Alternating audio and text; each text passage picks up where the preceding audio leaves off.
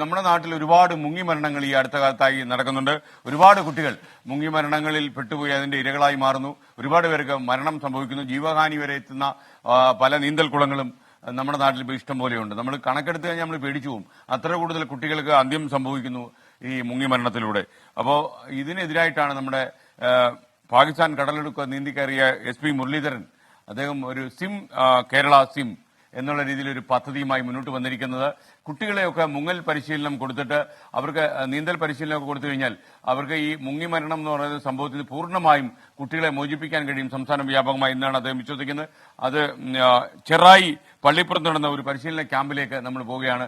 100-ലധികം കുട്ടികളാണ് ഈ നീന്തൽ പരിശീലനത്തിൽ പങ്കെടുത്തത്. ആ വാർത്തയിലേക്കാണ് നമ്മൾ ഇനി പോകുന്നത്.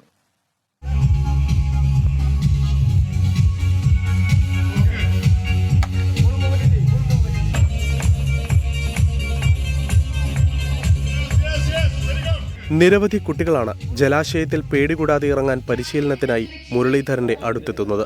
ജലാശയങ്ങളിൽ ശാസ്ത്രീയമായി എങ്ങനെ നീന്താമെന്ന് സ്വന്തം അനുഭവങ്ങളുടെ കൂടെ വെളിച്ചത്തിൽ മുരളീധരൻ കുട്ടികൾക്ക് പാഠങ്ങൾ പകർന്നു നൽകുന്നു.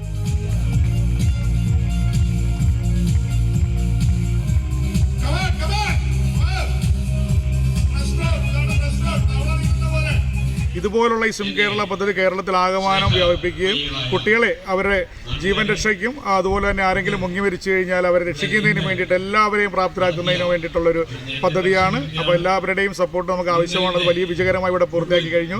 100ഓളം കുട്ടികളാണ് 2 മാസം നീണ്ട പരിശീലനം പൂർത്തിയാക്കിയത്. പള്ളിപ്പുറം കോവിലകത്തുകടവ് ശ്രീകൃഷ്ണസ്വാമി ക്ഷേത്രത്തിലെ കുളത്തിലായിരുന്നു പരിശീലനം. കേരളത്തിന്റെ വിവിധ ഭാഗങ്ങളിലുള്ള കുട്ടികൾക്ക് നീന്തൽ പരിശീലനം നൽകുകയാണ് മുരളീധരന്റെ ലക്ഷ്യം. 24 കൊച്ചി.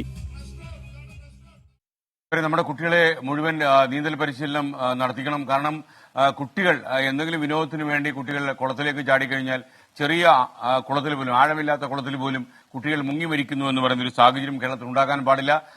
അമ്മമാർക്കൊക്കെ ധൈര്യമായിട്ട് ഇത്തരം പരിശീലകരുടെ പരിശീലനത്തിനായി കുട്ടികളെ വിടണം. അവരുടെ മുങ്ങിമരണം കേരളത്തിൽ നിന്ന് പൂർണ്ണമായി ഒഴിഞ്ഞു പോകണമെന്നാണ് നമ്മുടെ ആഗ്രഹം. 24ഉം ഈ ഒരു സംഭവത്തെ പിന്തുണയ്ക്കുന്നുണ്ട്.